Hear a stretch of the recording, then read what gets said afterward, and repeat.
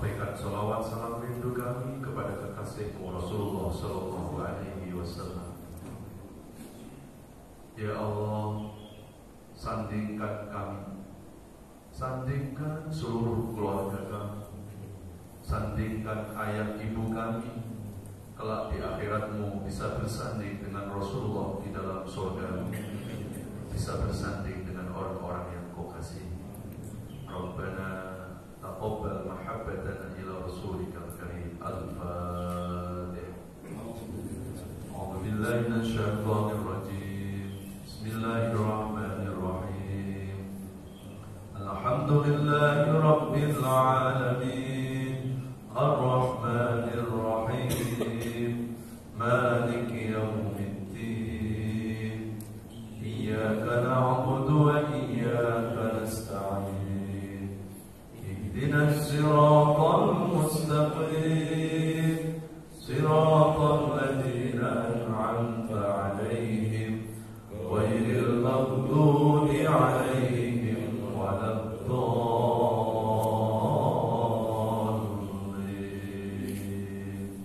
آمين. السلام عليكم ورحمة الله وبركاته. Alhamdulillahirabbil alamin. Allahumma shalli ala Muhammad wa ala alihi wa sahbihi wa barik wa sallim ajma'in. Rabbi zidna ilma wa alhiqna bis-sholihin wa tawaffana muslimin. A'udzu bi kalimatillahi tammati min syarri ma khalaq. Bismillahilladzi la yadurru ma'a ismihi syai'un fil ardi wa la fis sama' wa huwas samiul 'alim. Amma ba'd. Yang saya hormati Ketua BKN beserta para pengurusnya, Bapak Ibu jamaah sekalian, alhamdulillah kita bersyukur kepada Allah. Allah masih memberikan nikmat sehat, nikmat panjang umur kepada kita, sehingga pada subuh kali ini kita bisa mendatangi rumah Allah. Kita bisa hadir di majelis ilmu ini. Mudah-mudahan hadir kita di majelis ini akan menjadi sebab turunnya rahmat Allah Subhanahu wa taala. Amin ya rabbal alamin. Salawat beserta salam sama-sama kita sampaikan kepada panutan abadi kita Rasulullah Muhammad sallallahu alaihi wasallam, yang bulan ini bertepatan dengan bulan Maulidnya, bulan kelahirannya. Semoga kita termasuk umat yang mencintai Nabi, dan mudah-mudahan Nabi mencintai kita. Amin ya rabbal alamin. Baik Bapak Ibu jamaah sekalian, kajian kita pada subuh kali ini adalah tadabbur Al-Quran, yaitu renungan-renungan di bawah naungan ayat-ayat suci Al-Quran. Kali ini kita akan mengangkat tema ke surga bersama Rasulullah Sallallahu Alaihi Wasallam. Bapak Ibu jamaah sekalian, dalam hadis yang sangat populer, hadis ini riwayatnya sangat sahih, Rasulullah bersabda, "Man ahya sunnati faqad ahabbani, wa man ahabbani kana ma'i fil jannah." Barang siapa yang menghidupkan sunnahku, maka orang itu termasuk mencintai aku. Dan barang siapa mencintai aku, kana ma'i fil jannah, kelak di akhirat akan bersanding dengan aku di dalam surga. Nah, kalau kita lihat dalam hadis ini, maka siapa-siapa yang berharap untuk masuk surganya Allah, ada beberapa pintu yang harus kita lakukan, Pak, harus kita lalui. Pertama, Pak, kalau kita kepengen masuk surga, kuncinya cintai Nabi. Ya. Dan bagaimana cara mencintai Nabi? Ahya sunnati, itu mengikuti sunnah, mengikuti ajaran-ajaran Rasulullah Sallallahu Alaihi Wasallam. Salah satunya ajaran Rasulullah adalah memakmurkan masjid. Ya, mudah-mudahan ini adalah bagian kita mencintai Rasulullah Sallallahu Alaihi Wasallam. Fa'idha ra'aitumur rajula ilal masajid fastashhidu bil iman. Kalau ada orang yang senang mondar-mandir ke masjid, saksikan bahwa dia adalah orang yang beriman. Mondar-mandir ke masjid itu maksudnya apa? Memakmurkan masjid. Karena ada yang suka mondar-mandir ke masjid ya. Setiap sore itu ada tukang somai.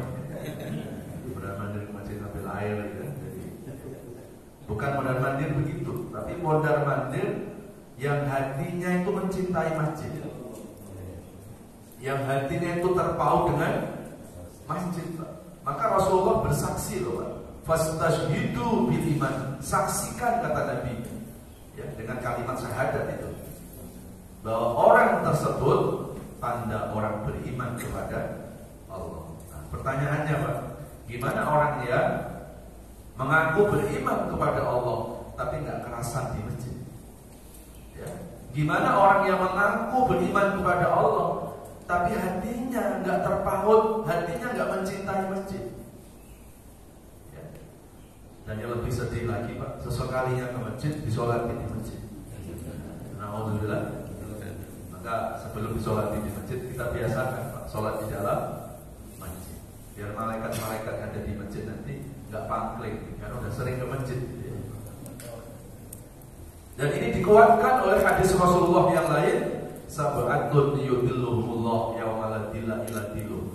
Ada 7 golongan manusia yang nanti pada hari kiamat akan mendapatkan pertolongan Allah, di mana pada hari itu nggak ada pertolongan kecuali pertolongan Allah. Di antara 7 golongan siapa? Rajulun qalbuhu mu'allaqun bil masajid, yaitu orang-orang yang hatinya mencintai masjid. Mudah-mudahan kita semuanya termasuk ahlul masjid, orang-orang yang mencintai masjid. Amin ya rabbal alamin. Ini kita niatkan untuk menghidupkan sunnah Rasulullah. Karena tanda-tanda akhir zaman, tanda-tanda mendekati kiamat itu, wal masajid kasirah kholian an dzikrillah. Masjid banyak tapi sepi, Pak, dengan kemakmuran. Jadi hadis ini nggak berlaku di masjid ini. Alhamdulillah, ini sebuah kekompakan, Pak, yang perlu dijaga. Ya, ke masjidnya kompak, jalan-jalannya juga bisa kompak. Sayangnya ustaznya nggak diajak. Ya, Pak Jeffrey harus ikut ustaz. Bagi umrohnya bisa kompak nanti. Gue sepedanya juga kompak. Nah, ini sunnah Rasulullah, Pak. Kompak itu salah satu sunnah Rasulullah juga.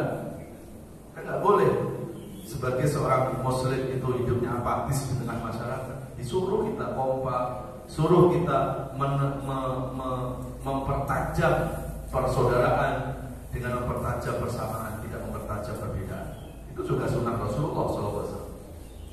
Salah satu nikmat surga yang disegerakan oleh Allah di dunia, Pak, di antaranya apa? Jarun solihun, ketika kita punya tetangga, lingkungan yang solid, itu termasuk nyaman akhirnya itu. Nah, jamaah sekalian yang dirahmati Allah Subhanahu wa taala. Maka kalau kita menghidupkan sunnah Rasulullah, maka pertanda kita itu mencintai Rasulullah.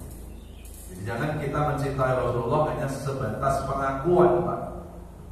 Ya, tapi buktikan bahwa mencintai Rasulullah itu dengan kita mewarisi akhlaknya, dengan kita mewarisi sifat-sifatnya. Ya. Jamaah sekalian yang dirahmati Allah, hari ini kita akan mengenal lebih dekat siapa sih Rasulullah itu. Ya. Kan nggak mungkin kita mencintai Nabi kalau kita nggak kenal Nabi. Kenalannya lewat mana? Nggak ketemu kita, Pak. Ya.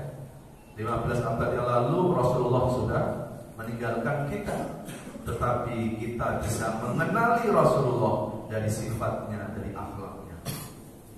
Ya. Kita buka Al-Quran surat At-Taubah, surat 9 ayat 128 sampai 129. A'udzubillahi minasyaitonir rajim. Bismillahirrahmanirrahim. Laqad ja'akum rasulun min anfusikum azizun 'alaihi ma 'anittum harisun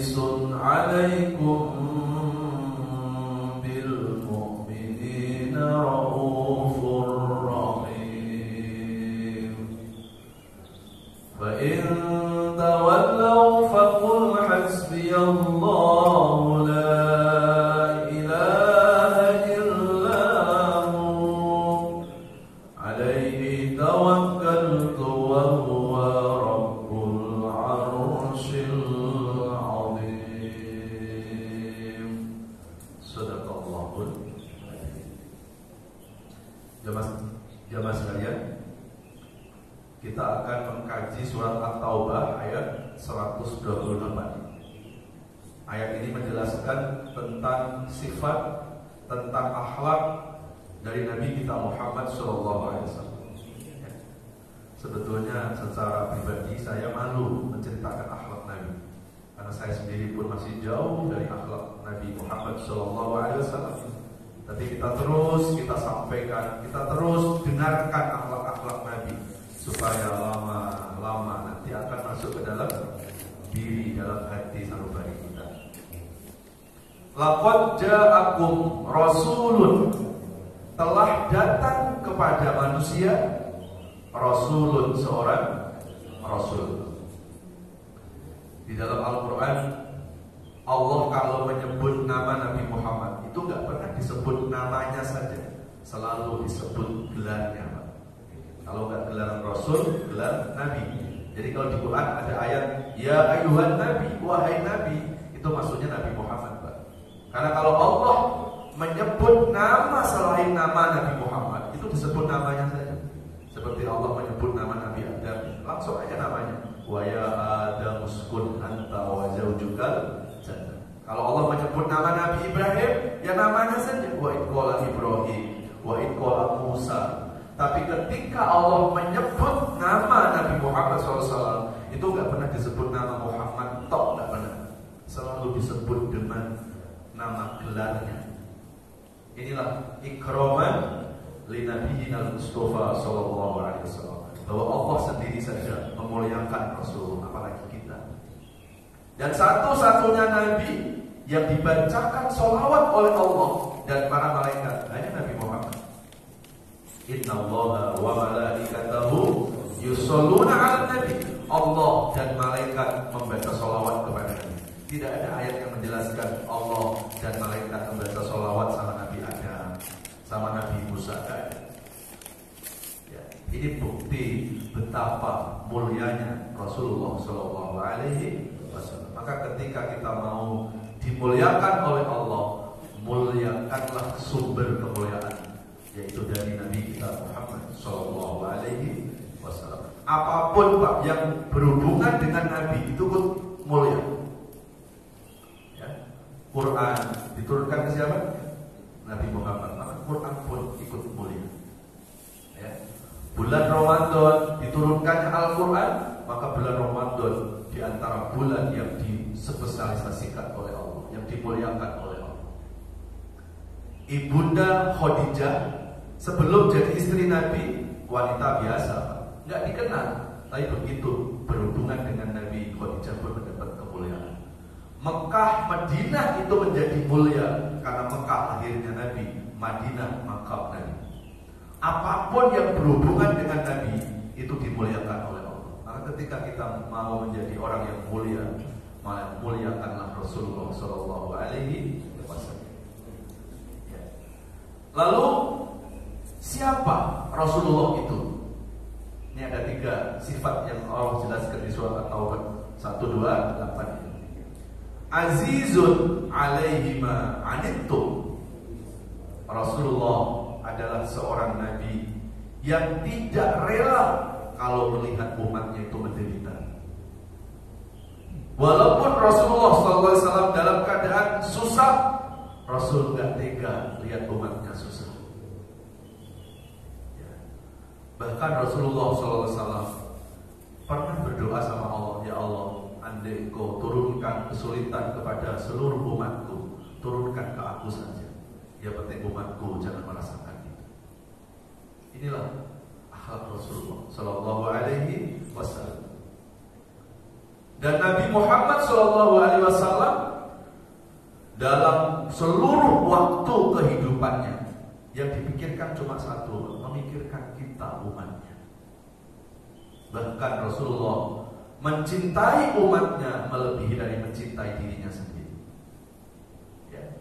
Selalu Rasulullah mengajak untuk menyampaikan kebenaran kepada umatnya, karena Rasul nggak mau umatnya nanti celaka. Walaupun Rasulullah harus dilempari batu, Rasulullah dilempari kotoran, itu tidak mengurungkan niat Rasul untuk menyelamatkan kita umat. Inilah salah satu akhlak Rasulullah. Dan saat Rasulullah mau wafat, saat Rasulullah mau meninggal dunia, siapa yang dipanggil-panggil oleh Rasulullah? Bukan keluarganya, bukan anak cucunya.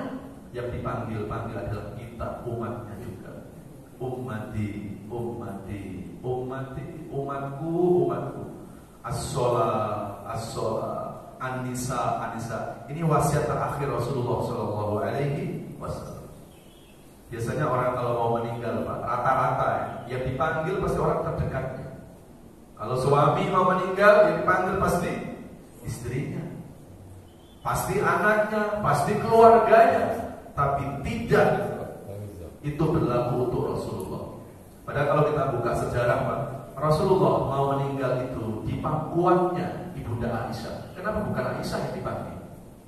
Kenapa bukan anaknya Fatimah yang saat itu pun ada di sebelahnya Rasulullah? Kenapa bukan keluarganya Nabi? Kenapa yang dipanggil adalah kita, umatnya? Ini membuktikan bahwa kecintaan Rasulullah kepada kita, umatnya, melebihi dari mencintai dirinya sendiri. Lalu apa bukti bahwa kita cinta kepada Nabi? Kalau Nabi mencintai kita seperti itu, ya. Dan nanti dalam satu riwayat, Pak, ketika datang hari kiamat, maka Rasulullah SAW fasajada ala wajhillah. Rasulullah sujud di hadapan Allah. Kemudian Allah katakan, irfa' ra'saka ya Rasulullah, angkat kepalamu. Ini bukan saatnya sujud, ini hari kiamat. Is'al ma syi'ta istajiblah. Engkau minta apa saja, kata Allah, aku akan kabulkan. Apa permintaan Nabi di hari kiamat, Pak? Yang diminta Rasulullah, ya Allah, jangan engkau masukkan aku ke surga dulu sebelum aku memberikan syafaat, sebelum aku memberikan pertolongan kepada umat-umat yang setia mengikuti aku. Seluruh hidup waktunya digunakan untuk mikir kita, mau meninggal kita yang dipanggil. Saat nanti pada hari kiamat, Rasul pun masih memikirkan kita. Rasulullah nggak mau, Pak, enak-enak di dalam surga kalau Rasulullah belum memberikan syafaat, pertolongan kepada umat yang mencintai. Inna awalakum bisyafaati yaumal qiyamah aksarukum alayya sholatan. Orang yang pertama kali mendapatkan syafaatnya Rasulullah adalah aksarukum alayya sholatan, orang yang memperbanyak membaca sholawat kepada Nabi. Orang-orang yang bersolawat kepada Rasulullah, maka itulah tanda orang yang telah akan mendapatkan syafaatul uzma, syafaat dari Rasulullah Muhammad SAW. Maka kenapa salah satu rukun sholat, Pak, itu adalah baca sholawat. Tadi Bapak sholat pakai tahiyat akhir, nggak ada sholawat kepada Nabi, nggak sah sholat kita. Khutbah Jumat saja itu rukunnya harus baca sholawat kepada. Kalau nggak ada sholawat, khutbahnya batal. Kalau khutbahnya batal, sholat Jumatnya nggak sah.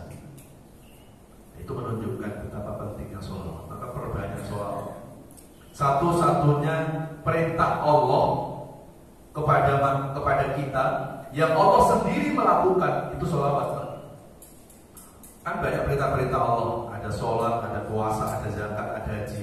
Apakah Allah ikut sholat? Enggak. Apakah Allah ikut haji? Enggak. Tapi begitu Allah menyuruh kita untuk bersolawat, Allah sendiri bersolawat kepadanya. Maka amalan yang paling tinggi, ya, setelah ibadah-ibadah wajib kita, sholawat. Ya. Kan jelas ayatnya itu di Al-Ahzab surat 33 ayat 50, Allah bersolawat. Jemaah sekalian yang dirahmati Allah Subhanahu wa taala. Kita lanjut lagi At-Taubah ayat 128. Lalu yang kedua, salah satu sifat Rasulullah apa lagi? Harisun alaikum. Rasulullah itu selalu memikirkan keselamatan umatnya. Yang ketiga apa? Wa bil mu'minina raufur rahim. Dan Rasulullah itu selalu berkasih sayang kepada orang-orang yang beriman. Jangankan kepada orang beriman, kepada orang di luar beriman saja Rasulullah nggak pernah membenci. Karena urusan iman, urusan agama itu urusan siapa? Allah. Lakum dinukum.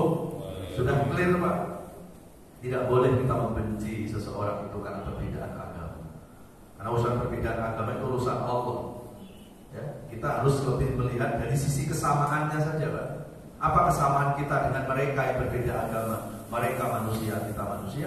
Kita disakiti, kita nggak mau. Kenapa pula kita menyakiti mereka? Kalau masjid kita nggak mau dibakar oleh mereka, kenapa kita coba membakar gereja mereka? Ya. Jadi Islam itu nggak perlu diajari toleransi lagi. Kenapa? Karena Islam diturunkan itu sudah membawa pesan toleransi. Jadi nggak pas kalau tiba-tiba Islam distigmakan dengan agama intoleran, nggak pas. Agama apalagi radikal, agama kekerasan. Buktinya yang melakukan kekerasan orang Islam, kalaupun yang melakukan kekerasan orang Islam, yang salah itu bukan Islamnya, yang salah adalah pemahaman tentang Islam. Jangan Islamnya dikorbankan. Ya, karena Islam itu membawa misi tadi, wabil mu'minina raufur rahim. Jadi kalau kepada orang yang berbeda Tuhan, berbeda Nabi, Rasulullah itu gak pernah membenci. Malah yang sering menyakiti kan mereka ke Nabi Pak. Lalu pertanyaan sederhana, gimana kalau kita sesama Muslim Pak? Mau kepada yang bukan Islam saja kita disuruh menghormati, kita disuruh saling berkasih sayang. Lalu bagaimana kalau kita sesama umat Islam? Yang jelas-jelas Tuhannya sama, Nabinya sama, Qurannya sama, terus apa lagi? Kiblatnya sama. Pergi umroh sama haji masih ke Mekah sama kan Pak? Belum kesentul gitu ya. Ini cuma hanya gara-gara beda fikih, hanya cuma gara-gara beda pemahaman, ya, hanya cuma gara-gara beda pilihan politik, lalu sesama Muslim saling provokasi. Nggak penting Pak, nggak perlu Pak. Jangan persatuan umat Islam itu dikorbankan hanya karena perbedaan-perbedaan itu. Ya. Terlalu murah harganya Islam kalau hanya dikorbankan untuk kepentingan-kepentingan itu semua. Maka PR umat Islam sekarang ini nih Pak, PR kita sekarang ini adalah bagaimana kita mempertajam persamaan itu, tidak mempertajam perbedaan. Karena kalau kita mempertajam perbedaan sampai hari kiamat gak kelar-kelar Pak, gak akan selesai Pak. Ya. Dan kita ini manusia adalah produk dari sebuah perbedaan itu. Maka perbedaan itu sunatullah. Ya. Bapak ibu kita berbeda jenis lahir kita. Coba kalau bapak sama bapak atau ibu semuanya nggak lahir kita. Ya. Pelangi itu indah karena juga warnanya berbeda. Kalau nggak berbeda nggak pelangi Pak. Jadi kalau hari ini ada orang maksa orang harus sama dengan dirinya, maka berarti dia melawan sunatullah. Rasulullah pun hanya menyampaikan Islam. Adapun gak mau masuk Islam orang tersebut, Rasul gak pernah pusing Pak. Kenapa? Karena Rasulullah hanya diperintahkan Allah untuk menyampaikan kebenaran. Urusan nanti itu jadi benar atau tidak, itu bukan urusan Nabi, itu urusan Allah Subhanahu wa ta'ala. Kita pun begitu, kita punya prinsip, kita punya keyakinan, kita punya pilihan, sampaikan saja. Adapun kok orang itu punya pilihan sendiri, kita berserah kepada Allah. Nggak perlu kita paksa orang lain harus sama dengan kita, karena kita pun nggak mau dipaksa harus sama dengan mereka. Jadi PR umat Islam sekarang ini Pak adalah mempertajam persamaan itu. Jadi musuh yang dihadapi umat Islam dalam era kekinian ini bukan hanya musuh eksternal saja, tapi ada musuh internal. Apa musuh internal itu? Yaitu perpecahan antar umat Islam yang akhir-akhir ini sudah terjadi Pak. Ya. Satu masjid saja hanya cuma beda fikih, beda pemahaman, kayak gak kenal Pak. Ya. Selalu bicara tentang sunnah, bicara sunnah, senyum aja susah. Ya. Musuh umat Islam sekarang ini ada di internal kita. Ya. Bagaimana kita mempersaudarakan sesama umat Islam ini? Ya, kalau Rasulullah kepada orang di luar Islam, Rasulullah sangat menghargai, apalagi kalau Rasulullah itu berhadapan dengan orang-orang yang sesama umat Islam. Ya mas sekalian yang dirahmati Allah, mungkin Bapak Ibu pernah dengar sejarah Dulu di Andalusia, Islam itu pernah mayoritas. Sekitar 700-800 tahun Islam berjaya di sana. Di Spanyol, Pak. Dan yang membawa Islam ke sana adalah sahabat Rasulullah yang namanya Tariq bin Ziyad. Maka kalau kita pergi ke Andalusia, itu banyak jalan-jalan itu menggunakan nama sahabat Nabi. Dan paling banyak adalah sahabat Tariq bin Ziyad. Walaupun maaf orang Barat mengatakan Tariq bin Ziyad itu penjahat, nggak mungkin dong Pak penjahat jadi nama jalan. Ya. Dulu Islam itu pernah jaya di Andalusia selama 700-800 tahun. Tapi hari ini hanya tinggal berapa persen Islam di sana. Penyebabnya apa? Penyebabnya nggak jauh-jauh. Penyebabnya karena umat Islam tidak bisa merawat persaudaraan. Dipecah belah umat Islam. Lalu masuklah tentara Salibis, dan tentara Salibis memaksa orang Islam supaya keluar dari Andalusia. Kalau nggak mau keluar, mereka bunuh dan mereka murtadkan. Dan sampai sekarang Islam tidak bangkit lagi di sana. Ini sejarah yang nggak bisa terbantahkan. Itu di Andalusia. Di Manila sama Pak. Manila dulu dipimpin sama kesultanan. Tidak mungkin dipimpin sama sultan kalau tidak mayoritas Islam. Bahkan konon salah satu pemimpin di Manila orang kita, orang Melayu. Islam di Manila mayoritas pada saat itu. Hari ini tinggal berapa persen? Antara 10-15%. Penyebabnya apa? Sama, umat Islam tidak bisa merawat persaudaraan. Itu kan di Manila Pak Ustaz, itu kan di Andalusia. Ini kan bukan Indonesia. Emang kenapa? Islam kan gak akan hilang dari dunia. Islam gak hilang dari dunia, kita yakin Pak. Karena al-Islam ya'lu wa la yu'la alaih. Islam adalah agama yang luhur dan akan dijaga oleh Allah. Islam gak mungkin hilang dari dunia. Yes, tapi ada jaminan gak Islam gak hilang dari Indonesia? Gak ada jaminan. Ya. Jadi musuh umat Islam sekarang ini adalah musuh internal tadi. Perpecahan antar umat Islam. Makanya jauh-jauh hari Allah sudah mengingatkan di surat Ali Imran, surat ketiga ayat 102, wa'tasimu bihablillahi jami'an wa la tafarraqu. Berpegang teguhlah dengan agama Allah dan jangan bercerai-berai, jangan bermusuh-musuhan.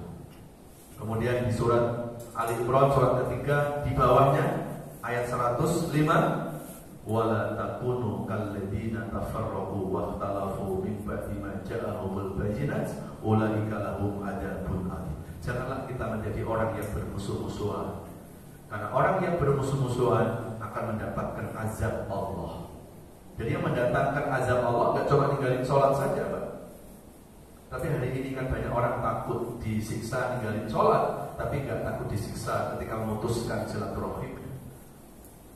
Ada orang disuruh nggak sholat subuh, berani nggak Pak? Nggak sholat subuh sekali aja, nggak berani Pak Ustaz. Kenapa? Saya takut dosa kalau ninggalin sholat subuh. Tapi begitu ditanya, oh takut ninggalin sholat subuh, takut dosa? Iya. Itu nggak baik sama tetangga itu gimana? Itu sih biasa. Padahal ayatnya jelas, yang mendatangkan azab Allah nggak cuma ninggalin sholat Pak. Kita nggak baik sama tetangga, itu pun juga mendatangkan murka Allah. La tajidu raihal jannah, tidak bakal mencium bau harumnya surga. Kalau mencium bau harumnya surga enggak, apalagi masuk surga. Siapa mereka Pak? Aqul walidain, anak yang durhaka sama orang tua, wa qati'ur rahim, yang memutuskan tali silaturahmi. Jadi hari ini kalau kita pengen masuk surga, enggak cukup sholat toh Pak. Hubungan baik dengan tetangga, dengan sesama harus kita jaga. Ya. Ada dua golongan orang yang tak bisa mencium bau harumnya surga. Anak yang durhaka sama orang tua. Maka bersyukur kalau kita sebagai anak masih punya orang tua. Orang tua itu surga kita, surganya anak. Tapi hari ini masih banyak anak-anak cari surga di tempat yang jauh-jauh. Padahal kalau hari ini anak itu masih punya orang tua. Orang tua itu surganya anak. Bahagiakan orang tua. Hidup kita pasti akan dibahagiakan oleh Allah. Ya. Kemudian yang kedua, yang memutuskan silaturahim, itu gak bakal mencium bau harumnya surga. Hari ini banyak orang kalau sudah selesai sholat, selesai ibadah, kayaknya udah merasa, aku kayaknya udah pantas deh masuk surga. Padahal gak baik sama tetangga sebelah, itu mengharapkan kita masuk surga. Ya. Nah, itulah akhlak atau ajaran dari Rasulullah Muhammad Shallallahu Alaihi Wasallam. Nah, kemudian kita buka lagi sekarang surat surat Al-Fat, surat 48 ayat 29. A'udzubillahi minasyaitonirrajim. Bismillahirrahmanirrahim. Muhammadur Rasulullah walladzina ma'ahu asyidda'u 'alal kuffar ruhama'u bainahum tarahum ruk'an sujjadan yabtaghuna fadlan minallahi wa ridwana simahum fi wujuhihim min asaris sujud dzalika mathaluhum fit tawrati wa mathaluhum fil injil kazar'in akhraja shat'ahu fa'azarahu fastawa ala suqihi yu'jibu az-zurra'a liyaghidha bihimul kuffar wa'adallahu alladhina amanu wa 'amilus salihati minhum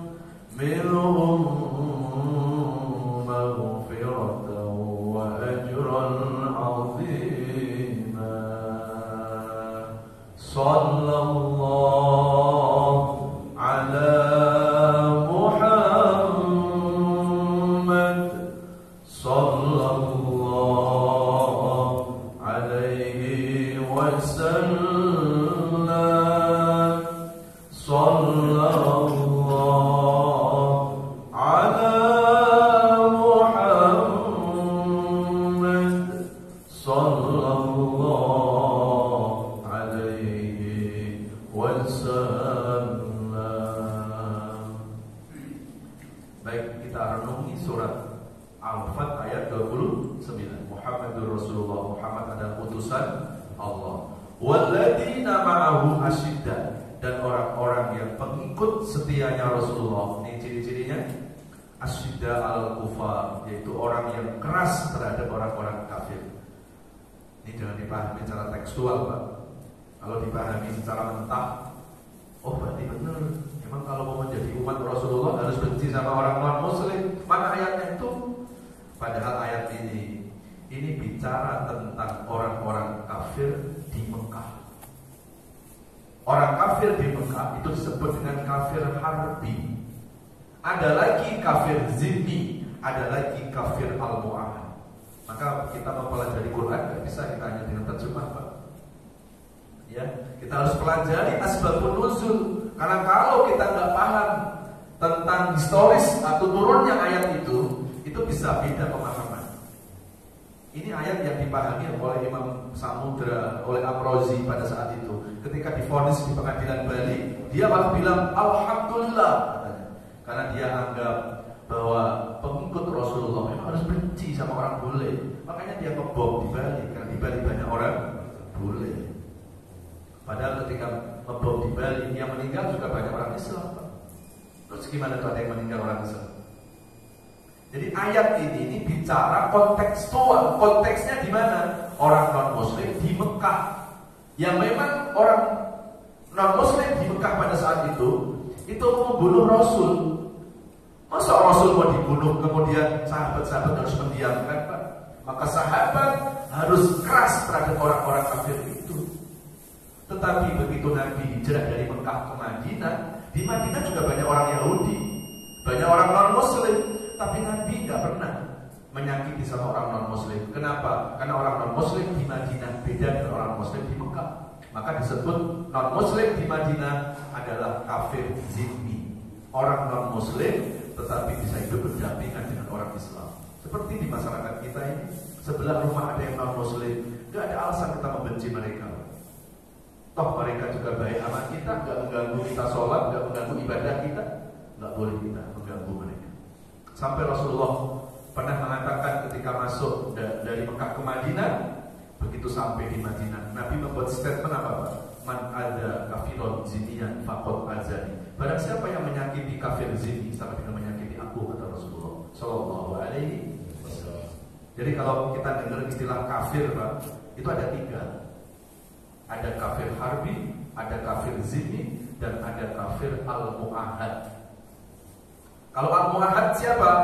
Kafir al-mu'ahad itu orang non-muslim yang berada di negara Islam tapi atas dasar profesional bekerja. Nggak boleh kita sakiti juga.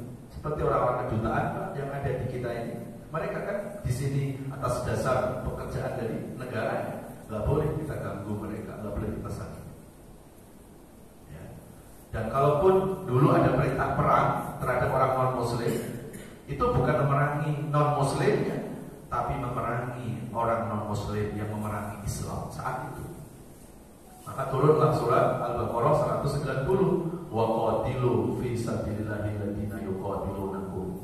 Perangilah orang-orang non-muslim yang memerangi engkau wahai Rasul. Kalau mereka enggak mengganggu Islam, ya enggak boleh. Jangankan memerangi, menyakiti mereka sama dengan menyakiti Nabi. Ya. Nah, jadi ayat tadi Pak jangan dipahami secara tekstual.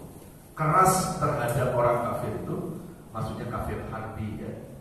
Atau ayat ini juga bisa ditafsirkan kalau menurut tafsir Al-Qurtubi yang dimaksud asyidda al-kufar itu bukan keras terhadap non-muslimnya, tapi keras tegas terhadap sifat-sifat ingkarnya kepada Allah.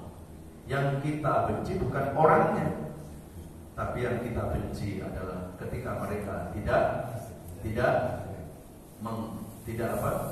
beriman kepada Allah. Kelakuannya bukan orangnya. Ya, kita benci orang pun begitu. Ya, jangan kita benci orangnya juga, kelakuannya yang kita benci. Orangnya tetap kita harus hargai. Hari ini dia nggak baik, belum tentu besok. Karena kalau Allah kasih hidayah nggak pakai detik Pak datangnya. Ya, nah jamaah sekalian yang dirahmati Allah. Lalu ciri pengikut Rasulullah yang berikutnya di surat Al-Fat tadi apa?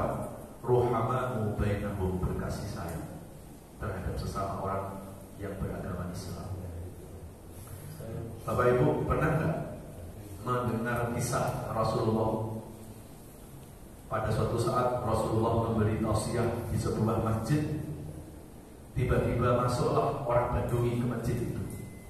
Lalu orang Badui dengan seenaknya Pak, dia kencing di masjid itu. Lalu semua sahabat marah sama orang Badui tadi Pak. Kalau pakai bahasa kita, enak aja kamu kencing di masjid, ini tempat suci ya. Rasulullah melarang, la tabaghadu, sahabatku jangan kamu marah sama orang Badui. Bisa jadi dia kencing di masjid, dia bukan orang Islam, dia nggak tahu. Dia nggak tahu kalau masjid itu tempat suci. Atau mungkin sudah terlalu kebelet sehingga nggak nahan lagi, akhirnya kencing di masjid itu. Kalian nggak boleh marah sama dia. Lalu apa yang dilakukan Rasulullah pada saat itu? Rasul mengambil sorbannya.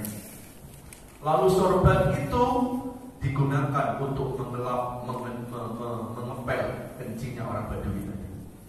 Sampai orang Badui itu melongok, kok ada orang sebaik ini? Siapa ini? Akhirnya setelah Rasulullah itu mengelap kencingnya, mengepel kencingnya, Rasulullah menyuruh supaya orang Badui itu cepat-cepat pulang. Kenapa? Khawatir akan terjadi kekerasan terhadap orang Badui. Kamu pulang aja. Begitu sudah pulang, orang Badui itu terngiang-ngiang dengan akhlak Rasulullah itu. Akhirnya keesokan harinya dia datang ke masjid lagi, bukan mau kencing Pak. Dia datang ke masjid lagi dan dia mengatakan, ya Rasul, wahai Muhammad, saksikan hari ini aku masuk Islam. Asyhadu an la ilaha illallah wa asyhadu annaka Muhammadur Rasul. Masuk Islam orang Badui. Coba kalau Rasulullah kasar, kalau Rasulullah keras pada saat itu, masuk Islam ke orang Badui itu. Dan orang Badui itu mengatakan kepada Rasulullah, wahai Rasul, sebelum aku ketemu engkau, aku tuh mendengar bahwa yang namanya Muhammad itu orang yang paling dibenci di Mekah. Termasuk aku juga membenci engkau. Tapi begitu aku melihat akhlakmu yang luar biasa itu, aku empati, aku simpati. Maka aku hari ini masuk Islam. Dan inilah cara Rasulullah dalam mendakwahkan Islam. Rasulullah tidak hanya sekedar berteori, Rasulullah tidak hanya memberi contoh, tapi Rasulullah menjadi contoh. Inilah akhlak mulianya Rasulullah SAW. Jangankan kepada sesama manusia walaupun orang non muslim, Pak. Bapak Ibu pernah dengar satu riwayat di dalam hadis, Rasulullah itu juga termasuk berkasih sayang kepada binatang. Dalam rumah Rasulullah itu banyak binatang kucing. Maka saat Rasulullah tidur, kucing itu mendekati Rasulullah. Tiba-tiba kucing itu tidur di lengan baju Rasulullah.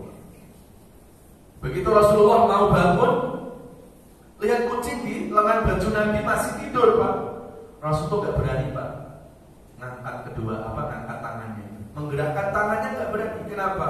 Khawatir ganggu tidurnya kucing. Ya? Kalau kita gimana kayak gitu, Pak? Ya? Tidur enak-enak, tiba-tiba lihat kucing tidur dengan baju kita, diapain kayak gitu? Ya? Lalu Rasulullah SAW punya ide gimana supaya kucing gak terbangun. Ya? Maka Rasulullah, kalau sekarang Pak, Rasul minta diambilkan gunting, digunting lengan baju Rasulullah SAW, kemudian dilepas. Lalu Rasulullah menarik tangan dari potongan lengan baju itu, sehingga Rasulullah bangun, kucing pun gak terbangun dari tidurnya. Ya, kita sih mungkin sama, begitu bangun tidur ya kucing, suruh kita minta diambil gunting, tapi bukan memotong lengan baju, memotong buntutnya kucing. Dan Rasulullah mengatakan apa? Irhamu man fil ardi yarhamkum man fis samawat. Sayangi yang di bumi, nanti yang di langit akan sayang kepada kita. Jadi kalau hari-hari ini kita selalu minta kepada Allah supaya kita disayangi sama Allah, ya kuncinya sayangi makhluk Allah ini. Ini hari ini banyak orang minta disayangi oleh Allah, tapi hidupnya menebarkan kebencian sama orang lain. Ya. Wallahu fi ainil abdi maka abdu fi auni abdi. Allah akan mencintai hambanya selagi hamba itu mudah mencintai saudaranya. Ya, jamaah sekalian, lalu yang berikutnya, yang terakhir adalah tarohum ruk'an sujada. Ciri pengikut Rasulullah selalu rukuk dan sujud. Maksudnya apa itu? Selalu istiqomah dalam ibadah sholat. Karena pertama kali yang ditanya oleh Allah di hari kiamat, sholat kita. Ya awwalu ma yuhasabu bil abdu as-sholat. Kalau sholatnya baik, yang lain pun baik insyaallah. Tapi kalau sholatnya enggak baik, yang lain pun sama. Ya. Terus yang terakhir, ya bertahuna fadlan minallahi wa ridwana. Dan ciri-ciri pengikut Rasulullah adalah orang-orang yang selalu mencari keridhaan Allah dalam setiap aktivitas. Jadi orang-orang yang menjadi pengikut Rasulullah itu selalu menumbuhkan keikhlasan, hanya bergantung, hanya berharap kepada Allah Subhanahu wa ta'ala. Kalau hidup ini kita bergantung dan berharapnya sama manusia, Pak, maka siap-siap kita akan banyak kecewa. Ya, ada suami berbuat baik ke istri, Pak. Tujuannya apa? Biar istri membalas suami. Kalau istri nggak balas, suami gimana? Kecewa, kan? Ketika suami kecewa, yang disalahin istrinya. Padahal kekecewaan suami itu bukan karena istrinya. Kekecewaan suami itu karena suami belum sepenuhnya ikhlas karena Allah. Kalau suami itu berbuat baik kepada istrinya, ikhlas kepada Allah, dia nggak peduli, Pak, mau istri membalas atau nggak membalas, karena dia yakin kebaikan yang akan dibalas oleh Allah. Nah, kekecewaan kita selama ini, Pak, kita selalu menyalahkan orang lain, padahal bisa jadi karena kita masih banyak berharap, bergantung dengan balasan manusia. Maka sampai kapanpun kalau hidup ini bergantung sama manusia, endingnya pasti kecewa. Karena nggak mungkin manusia bisa memuaskan kita. Tapi ketika hidup ini berbuat baik, betul-betul ikhlas karena Allah, Allah tidak pernah mengecewakan hambanya. Tapi hari ini banyak orang berbuat baik ke manusia, malah minta balasan dari manusia yang belum tentu membalasnya. Tapi Allah yang pasti membalas, malah dinomorduakannya. Istri berbuat baik ke suami, tujuannya apa? Ya biar suami ngasih tambah uang belanja. Ya. Tapi kalau suami gak balas gimana? Istri pasti kecewa. Begitu istri kecewa, yang salahin siapa? Suaminya. Padahal kekecewaan istri terhadap suami itu bukan karena suaminya, karena istri berbuat baik kepada suami masih belum sepenuhnya ikhlas karena Allah. Masih kita balasan dari manusia. Maka ketika suami nggak balas, ya pantas Pak, istri itu kecewa. Coba kalau istri itu berbuat baik kepada suami karena Allah, ya kan yang nyuruh berbuat baik siapa sih Pak? Allah kan. Kalau yang nyuruh Allah, kenapa minta balasan dari manusia? Harusnya kan kita balasan dari Allah, karena Allah yang menyuruh berbuat baik kepada kita. Orang tua berbuat baik ke anak, tujuannya apa? Ya biar nanti anakku balas baik. Nah, kalau anaknya nggak balas gimana? Orang tua jantungan. Ketika orang tua jantungan, kecewa, ya disalahin anaknya. Padahal kekecewaan orang tua kepada anak itu bukan karena anak, karena orang tua berbuat baik ke anak, masih berharap untuk dibalas oleh anak.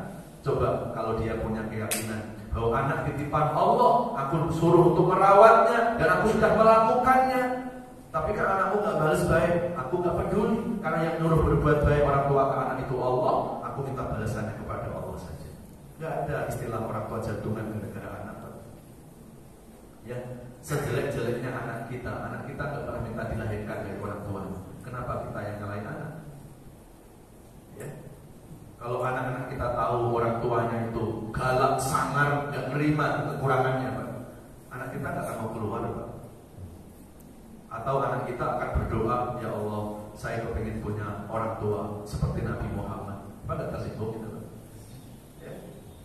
Jadi salah satu ciri pengikut Rasulullah, semua aktivitasnya betul-betul diniatkan hanya karena Allah.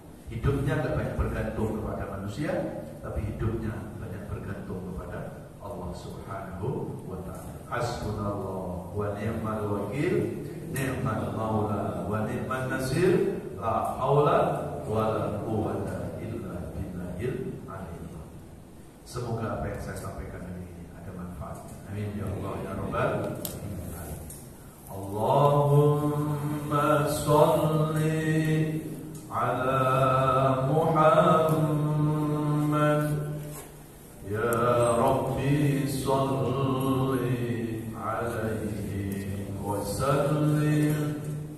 Allahumma sholli ala Muhammad, ya Rabbi sholli alaihi wasallim. Ya Rasulullah, ya Habiballah, terimalah kami umatmu.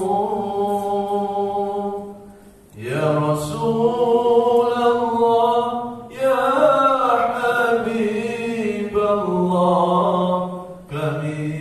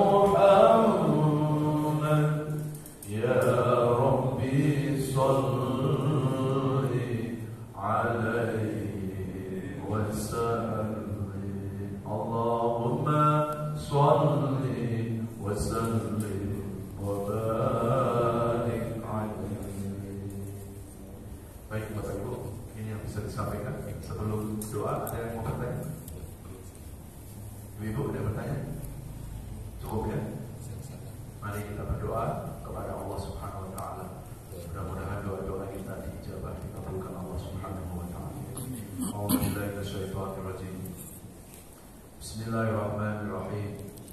Alhamdulillahirabbil alamin.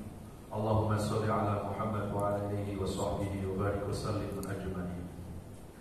Ya Allah, bila hidup ke depan kami ini masih membawa kebaikan ya Allah, mohon panjangkan usia kami ya Allah. Berikan kesehatan jasmani rohani kami ya Allah. Angkat seluruh penyakit-penyakit kami ya Allah, baik penyakit fisik maupun penyakit hati yang susah diobati. Berikan keikhlasan dan kesabaran ya Allah dalam menjalani sisa-sisa hidup ini ya Allah. Jadikan sisa-sisa hidup kami ini menjadi hidup yang jauh lebih baik, hidup yang lebih berkah, hidup yang penuh ibadah, hidup yang mampu memperbaiki diri. Ya Allah, ya Allah, dari mulai hari ini sampai Engkau mencabut nyawa kami, tetapkan iman dan Islam kami, ya Allah, sehingga hanya nama-Mu yang kami sebut ketika kami menghembuskan nafas terakhir kami, ya Allah. Ya Allah, sebelum ajal menjemput kami, izinkan kepada kami untuk bertaubat kepada-Mu, ya Allah. Ajarkan kepada kami makna taubat, ya Allah, agar kami mampu menyadari dosa-dosa kami selama ini, ya Allah. Kami sadar kami bukan orang yang suci dari dosa, ya Allah. Kami bukan orang yang suci dari kesalahan, ya Allah.